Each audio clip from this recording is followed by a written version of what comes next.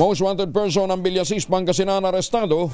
Detalye na balita mula kay Freddy Pajardo, Aris 38. Masantos siya kabasan ni Chikamin sa ating mga kababayan dyan sa Pangasinan, Freddy. Masantos siya kabasan, Kuyang Angel.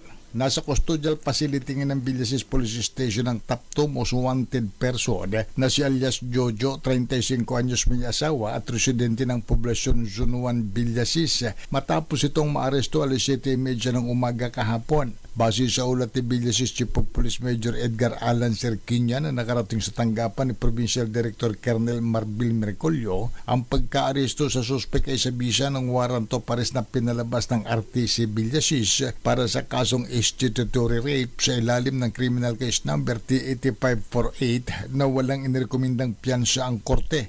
Sa ngayon ay hinihintay na lamang ng mga otoridad ang ilalabas na commitment order ng hukuman para mailipat ang suspek sa BGNP. Mula sa Action Radio Pangasinan, ito si Freddy Pajardo, Aris 30, taguulat para sa DCRH, una sa Pilipinas, una sa Pilipinas. Maraming salamat, Freddy.